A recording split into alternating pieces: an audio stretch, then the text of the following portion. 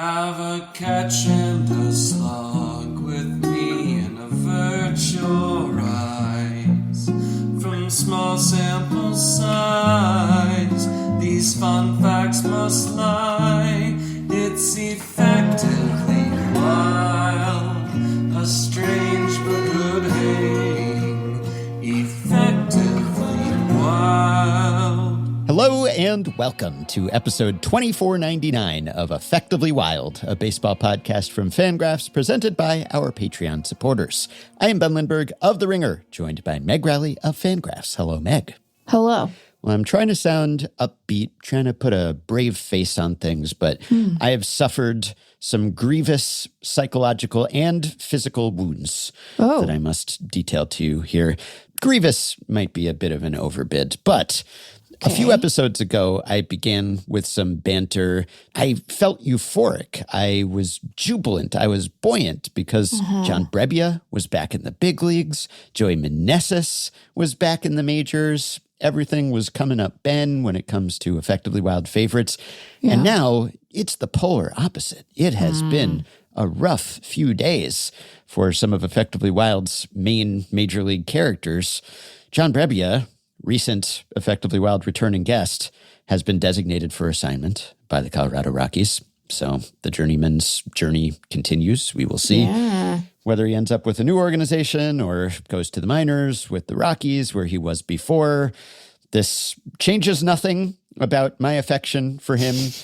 He continues to have a standing invitation to come back on this podcast. So John Brebbia, you're still my boy, and that's an acceptable use of the word boy when referring to a baseball player, to be clear. We'll get to that. Yes. But also, in other awful news, Brent Rooker, Effectively Wild's favorite multi-time guest, was an Ironman last season. As we discussed with him, played 162 games. Don't know if that's having a hangover effect, but for one reason or another, he's been banged up all season. He just hasn't been able to get it together. He had an oblique issue. He's been on the IL with a knee issue. And now that knee will cost him the rest of the season. He is undergoing season-ending knee surgery. So this has been sort of a lost season for Brent Rooker. Hopefully this will not prevent him from extending the annual tradition of gracing us with his presence during the offseason. But the tenor of that conversation and the review of his season might be a bit different. And frankly, we had Rooker and Pasquantino on together, which was delightful last time. Right. Things have not been going great for Vinny either. No. Yeah. 81 WRC plus for Vinny, 82 WRC plus for Rooker, plus the injuries. And my man Meneses is 2 for 14 to start his tenure with the A's. If you put those few guys together and lump together the wars of Rooker, Pasquantino, and Meneses, you're at negative 0.6 right now. Yeah. It's not good. It has not been a banner time for some of our podcast favorites. No, it really hasn't. And, you know, a melange of issues, right? Yeah. Underperformance, injury, precarious roster states and statuses. Yeah. But, you know, I think we just hope that everyone has a better time of it. Yeah. Look, like we always think about these guys in baseball terms, you know, what this means for the potential playoff fortunes of the Athletics and, you know, how it'll affect Brent Rooker's play and what it means for Vinny Pasquantino. I mean, presumably, other than being concerned for his friend, Brent Rooker's knee surgery isn't affecting Vinny Pasquantino all that meaningfully. But, like, you know, like Brent Rooker has kids he has to run around after, and he's got having to do a knee. That's a bummer. Yeah, it's rough. So hopefully better days ahead for some of our podcast staples. And there's been a bunch of rough injury news for the A's lately, not just Rooker, but A's pitching prospect Wei-Yin Lin is having Tommy John surgery. And then more disconcerting than that is the injury suffered by Ryan Lasko, another A's prospect who had a collision in the outfield, and it was pretty ugly. And his spine. He has suffered a spinal injury after colliding with another outfielder trying to dive for a ball in the gap. And at least in the immediate aftermath of that injury, did not have feeling in the lower half of his body. And really which they hope is, they hope it's just swelling in his spine and it will go down and hopefully he will be okay. I'm not a praying man myself, but thoughts at least, thoughts to Ryan Lesko. I don't know if that'll help, but that is striking because usually we're thinking of this in terms of career-threatening injury is different from life-threatening and quality of life-threatening, and season-ending is a lot different from career-threatening. So that's the sort of thing that in a baseball context, fortunately, we don't encounter too often when we're talking about long-term mobility issues, and hopefully that will not be the case. But even just seeing those headlines and the clip and everything, which watch with caution if you want to. But hopefully he will be okay. That is just not something that I'm accustomed to reading about an outfield collision. That can be bad. Those can be gnarly. There can be concussion concerns, etc. But spinal issues, just ability to walk, that is fortunately rare, but quite concerning. Yeah, quite alarming. We hope that everybody makes a speedy recovery regardless of the severity. But just a real unfortunate series of events for them. Yes. And my injury cannot compare to those. Yeah, what's going on with you? It's nothing super serious. Could have been, but wasn't. But I have suffered, I think, my first podcasting injury, or at least podcasting related injury. Okay. It was more about podcast preparation than the actual act of podcasting. Yeah. So it is hard to hurt yourself while podcasting. Yeah. Because, generally you're just sort of sitting there. Yeah. But I am up at my mom's house for the long weekend, the holiday weekend, but I had some button mashing and some effectively wilding out to do. Mm-hmm. And so I'm in my mom's basement, which is fitting. Love it. And I reconfigure things when I'm up here and I build a little cushion fort for sound dampening purposes. Yeah. But this time I tried to transport a table that was lower and wider than usually. I'm putting together a couple night tables because I have my laptop and my mic and mouse and tea and all sorts of things. And so I wanted a little more surface area. And I went for this other table that I've never used for this purpose. And I lifted it up. And maybe I didn't know my own strength, and I hulked out a little bit, and I kind of lifted it over my head, and it was this little low table with a glass top. And what I did not know is that the glass top of the table not connected to the table, just a sort of freestanding glass surface that when I lifted it up and angled it a little, just fell out, just came out. And the glass shattered on the floor, but not before hurting and hitting me. So the glass top of this table hit me in the face. And at first I didn't feel much of anything and didn't think anything had happened. But then there will be blood. There was, right now it looks like some smoky eyeliner from the bruising, but those scalp injuries, they can get gory. There's a little mask of blood going on one side, but ultimately just a flesh wound and just sort of superficial. But it was kind of disconcertingly close to my eye, which would have been bad, but it was fortunately just to the side of it.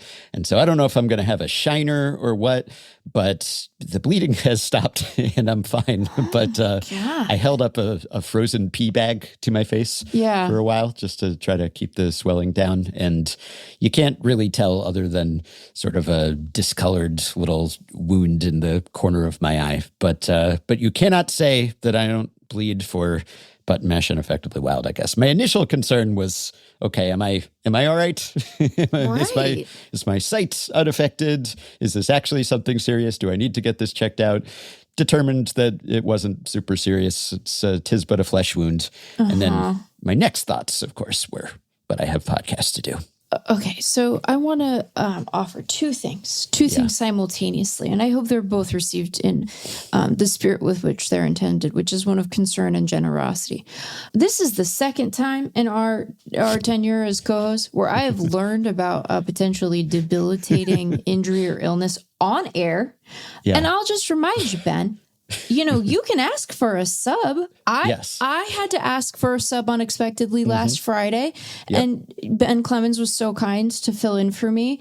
And you have I was going to say break glass in case of emergency, which now feels a little insensitive. Yeah, but that was the problem. You can take a day off. Yeah. And I grapple with a weird kind of guilt around taking a day off because I think that having a work-life balance is appropriate. Our listeners are reasonable people. We provide, I think, we're holding up our end of the podcasting bargain in terms of the number of episodes that they receive, certainly with maybe a renewed vigor and vim, considering our recent shift to the freemium model. But they're people. They're reasonable people. They understand that Brussels sprouts and weirdly designed coffee tables. These things happen to folks. And so, but you never take time off, or very rarely do you take time off, despite being encouraged to take time off because it's okay to take time off. And so then I don't feel guilty about taking time off, but I feel guilty that I take time off and you tend to not take time off.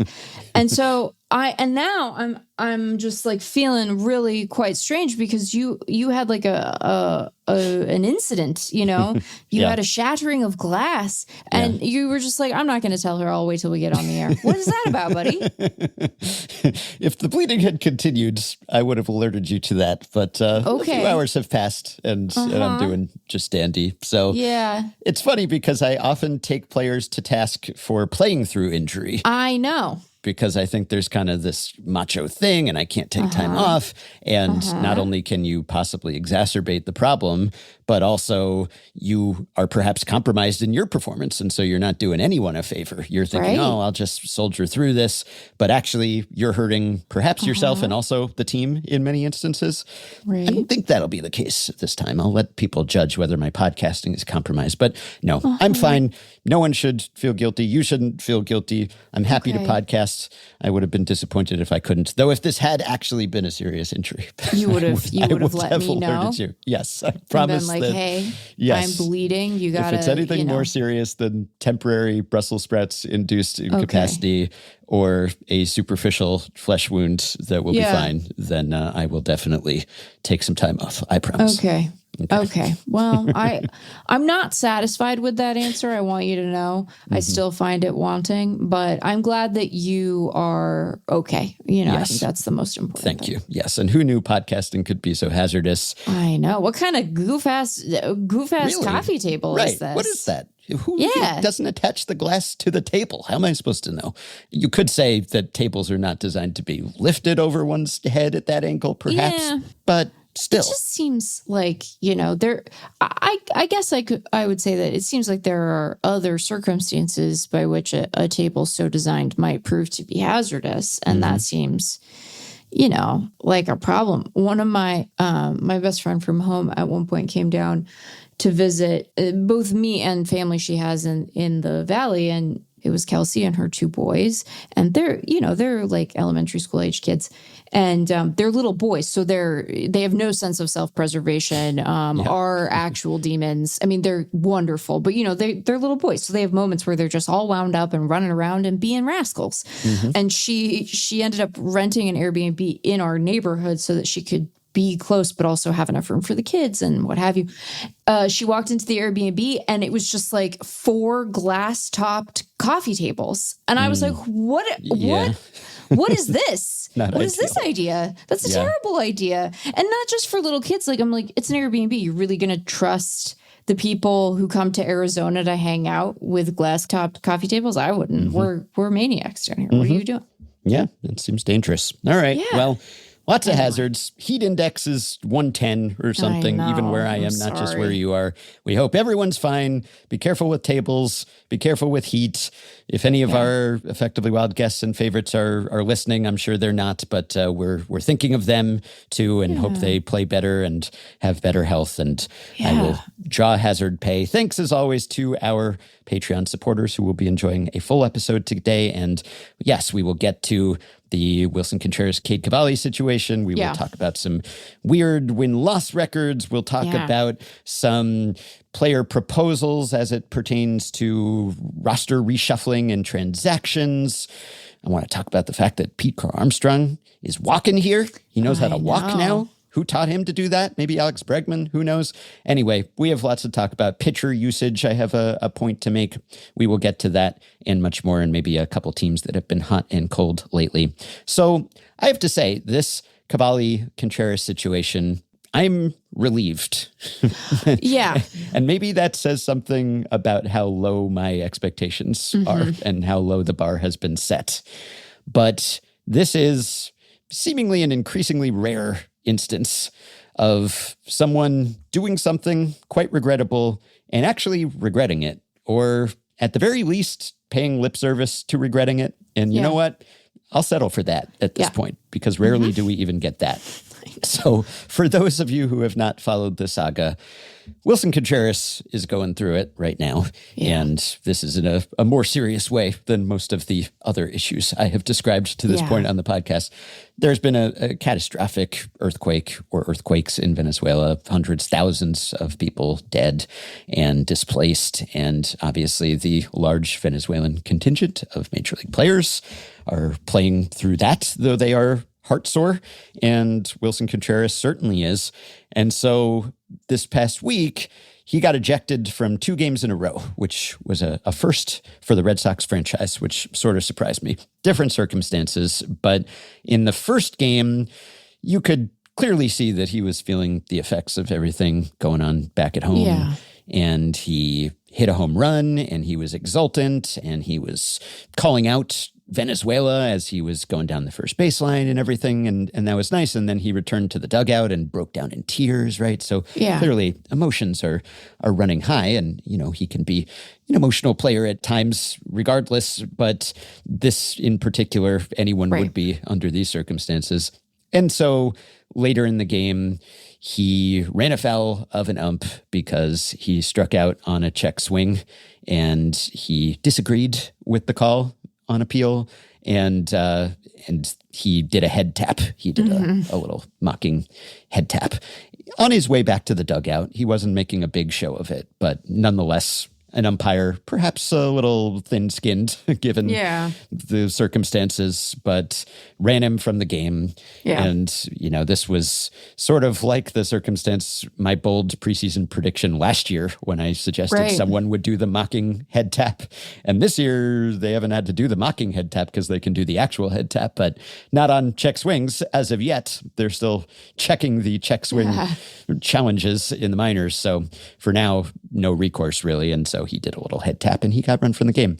The next day, though, he got struck out by Cade Cavalli, who was pitching for the Nationals and pitched a great game, threw a gem, but that was kind of overshadowed by his behavior here. So he strikes out Contreras, and maybe because of the previous day and the home runs and the ejection and whatever other baggage is going on here, he yells out, and it's caught on mic, saying, "Sit down, boy." Yep. And Wilson Contreras does "You talking to me? What did you say? Did you actually say that to me?" And starts kind of walking out, and there's further jawing exchanged, and the bench is cleared, and it's mostly milling around. Ultimately, Contreras got ejected because he tossed his helmet in Cavalli's direction on Contreras' way out, but nonetheless, that's typically a no-no. And so he got run. Cavalli didn't, though obviously in the aftermath, it was Cavalli's offense that was seen as more serious because that is extremely loaded terminology to be using, right? Given the racial history of a white person saying that to a dark-skinned person, and the demeaning and dehumanizing and infantilizing and Jim Crow baggage that comes along with that, right? And so in the immediate aftermath of that, everyone's wondering, what's the response to this going to be? Will there be any punishment? This is coming in the wake of the whole Pride Night disgrace and debacle and fiasco and all the backlash to that. And will we see Rob Manfred step in? And will Cavalli say anything? And you know what? He did.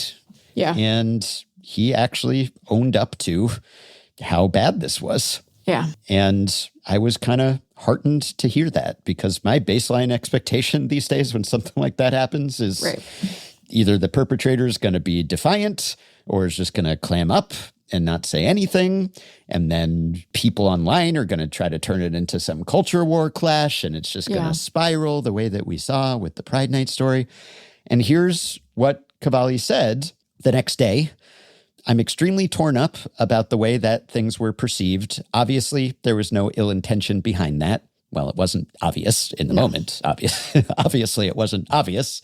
He continued to say, my teammates know me. My family knows me. This organization knows me. I couldn't sleep because of it. It hurt my heart knowing that if there's a 13-year-old black kid in D.C. that sees that looked up to me and thinks that he perceived it in a way that wasn't intended the way that it came out, and then he's not looking up to me anymore, that hurts my heart.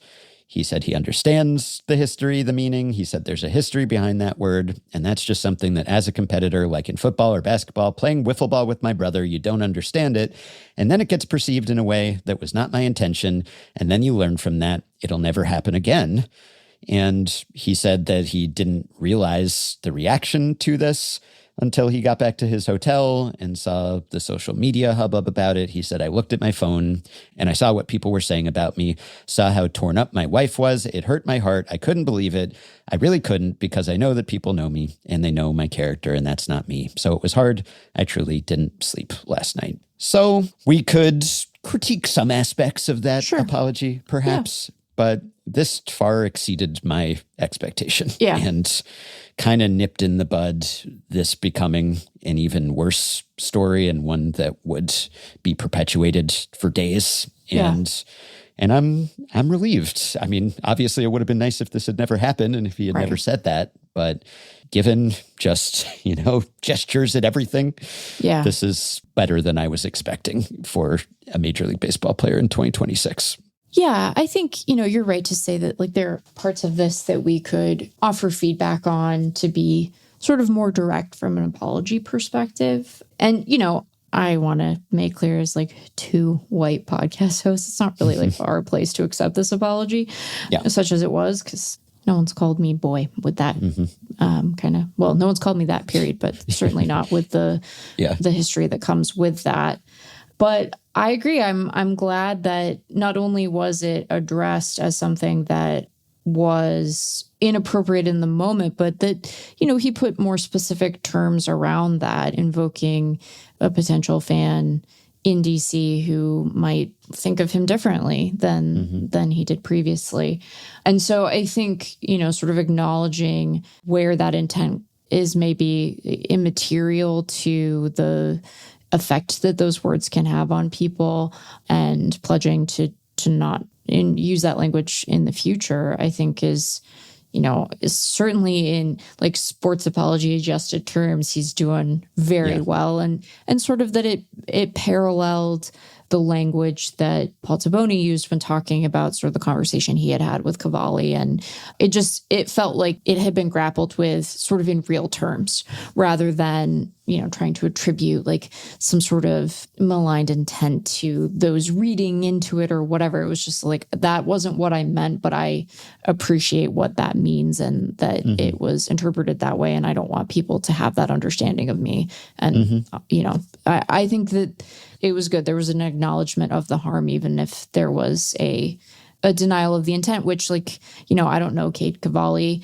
I know where Cade Cavalli's from. And so I will express a smidge of skepticism that there wasn't an understanding of what that could carry. But I do appreciate that there was just, he didn't try to do the thing. I can't believe you would think that of me. He sort of tried to tackle it in a more direct way, which I appreciated. So, yeah.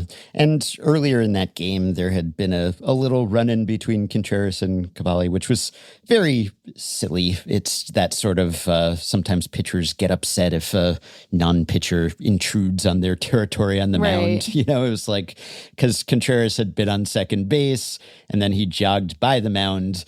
after Duran flied out to end the inning. And then I guess he kind of brushed Cavalli or made some kind of contact and then seemed to say my bad or something. And then said after the game that it wasn't on purpose. And Cavalli said he was caught off guard by it or something. So maybe that was part of it too that played into this reaction by Cavalli and why he said anything or celebrated the way that he did. But we'll never know what Cavalli was thinking, obviously. And certainly you could say, oh, he just saw the backlash and he felt that he had to say something to have it die down, but it was actually done knowingly in the moment and then he didn't want the smoke or something. Maybe, I don't know. But I can buy that this might have been said and done out of ignorance. Just, he's a baseball player. He's 27. One of the unfortunate things about this time, I guess it's not unique to this time, but people will leap to conclusions about other people based on appearance, based on demographics, based on whatever it is, online presence. Being from Bixby, Oklahoma. Yes. And so, people were scouring Cade Cavalli's social media and looking at who he follows on Instagram. Yep. And then he's from Oklahoma. And I saw a bunch of people pointing out, oh, of course. Or, I saw people even screenshotting just his face and being like, oh, I'm not surprised that a guy who looked like this would say that, right? Because he looks like Doc Holliday. Yeah. And I get that, you can often infer things about people from that sort of information, but not always. And it is kind of emblematic of, I guess, an era where we're all at each other's throats. And, I fully understand. I've had that kind of reaction too. And you just sort of assume something about someone.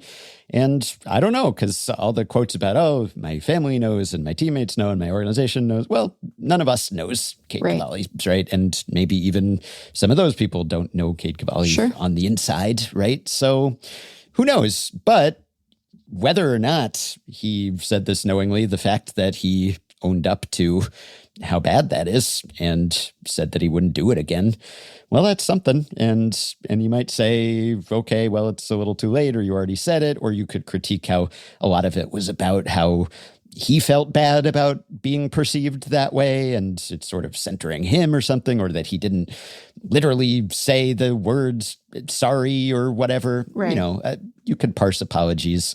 I don't particularly care if you say I apologize, if you convey that you're apologetic.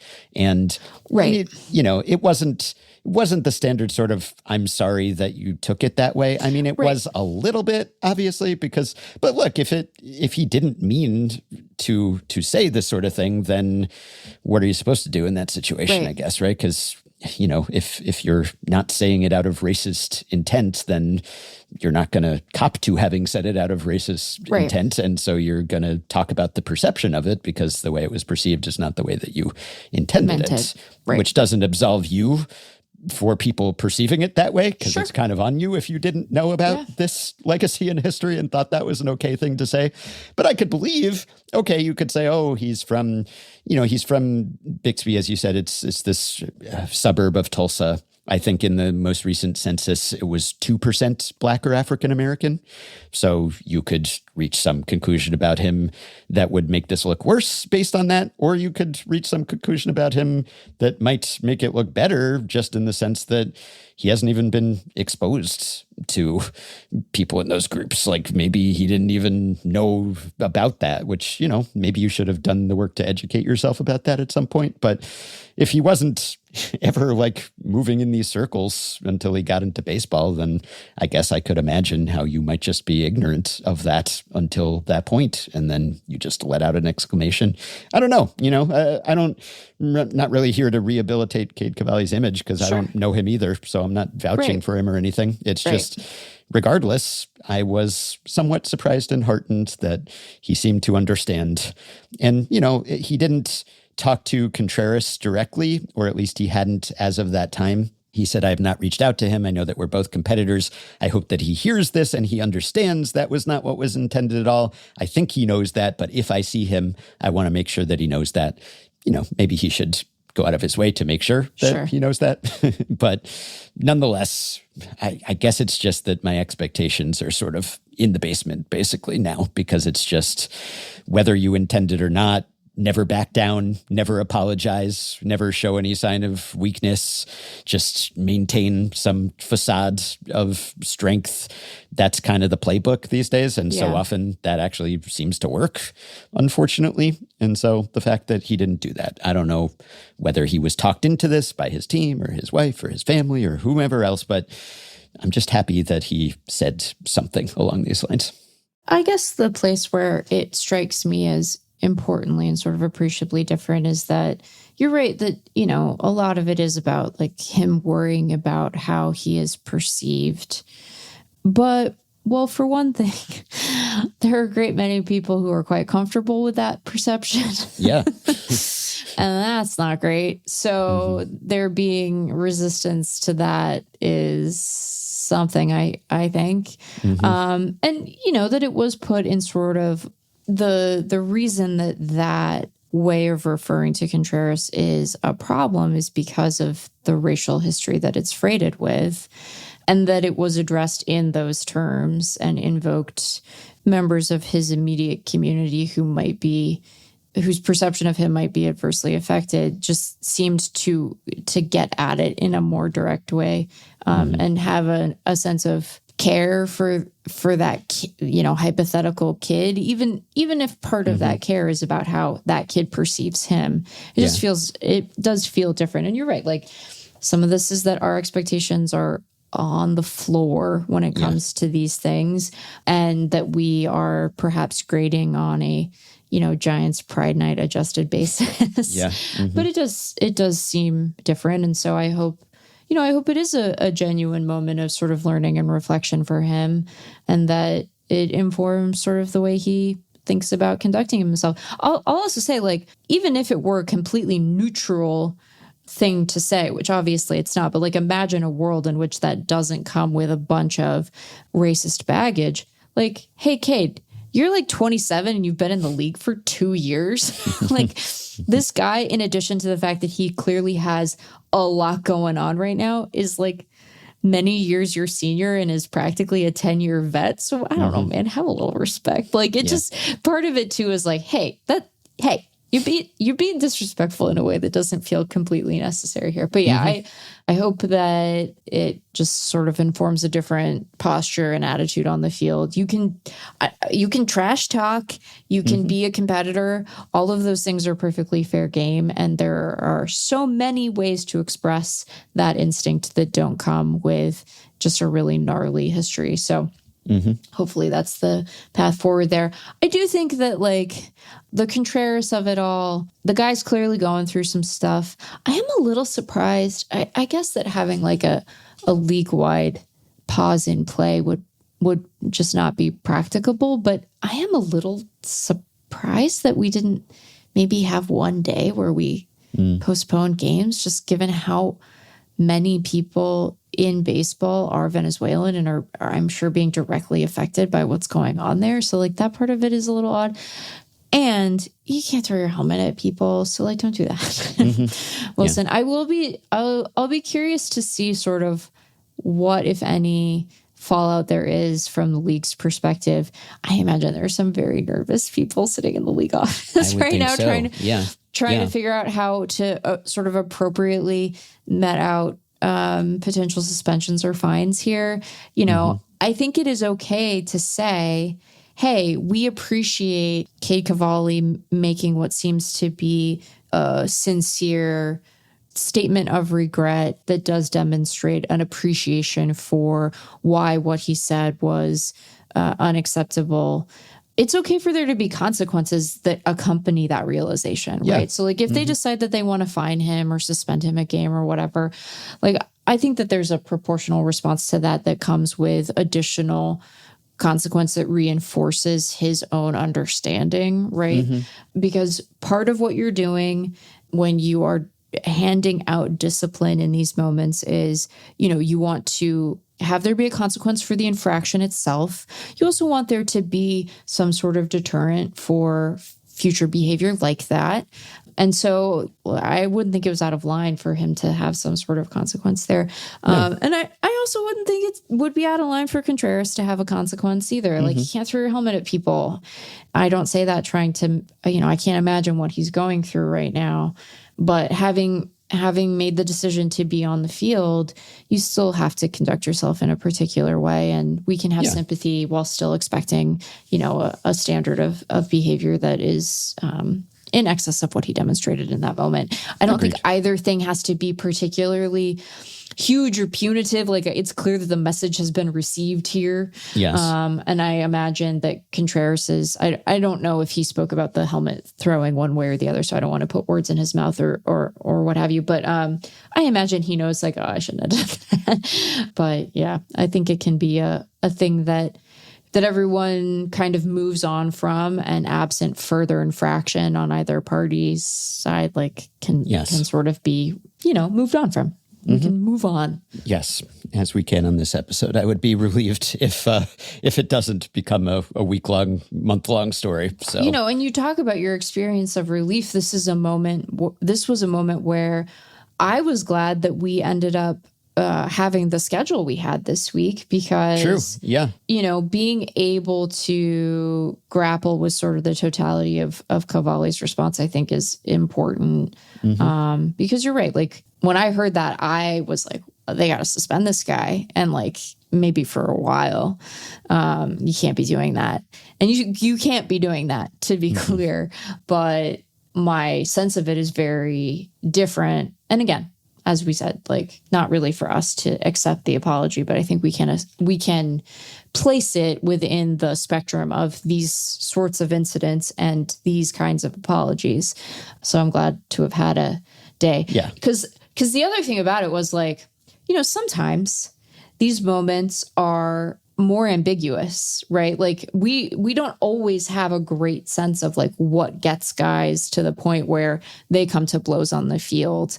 But this one, you could hear it on the broadcast. It was, there was very little ambiguity here. And when he said that, I was like, sir, excuse me. And you could tell from the way that the members of the Red Sox coaching staff and the other guys reacted, like, they heard that and they were like, we're going to be brawling now, right? This is a moment where we brawl. And I think, a couple of people even said something to that effect after the game, where it was like, oh, wow. Okay, well, this is the part of it where, I think we can move on. But it's like, hey, everybody kind of understood what the stakes of that expression were in the moment. Like, Cade really did know? Yeah. Like, and Contreras said he didn't know whether it was racially motivated or not, but that he would let MLB handle it. Yeah. And we'll see. I would support a fine or brief suspension. I wouldn't be surprised if that doesn't happen either. But just to send the signal that you can't say that, even if there is remorse or the appearance of remorse, that's a mitigating factor for sure. And Contreras too, he said, and I can imagine why he said, I feel like everything is against me right now.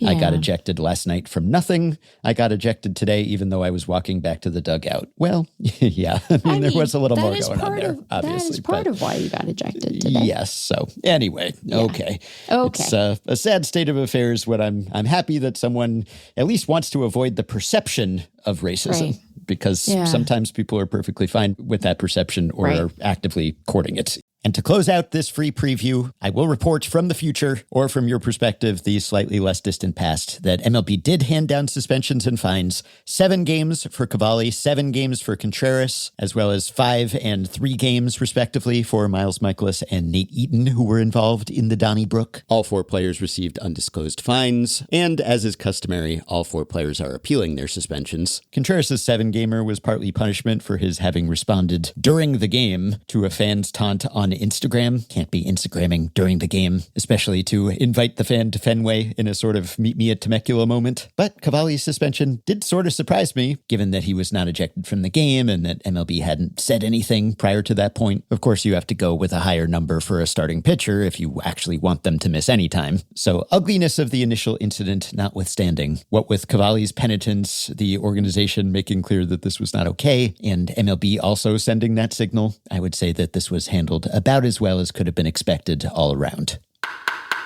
That'll do it for the free preview of today's Effectively Wild. Thank you for listening. If you'd like to listen on and hear whatever wisdom and wit await, we would love to have you. You can visit patreon.com/effectivelywild to access the rest of this episode and plenty of other exclusive content. Weekly subscriber-only episodes, monthly bonus shows, our Discord group, our live streams. Either way, we will be back with another episode soon, which will appear in full on this feed. Until then, we wish you well and thank you for your support of Effectively Wild, whatever form it takes.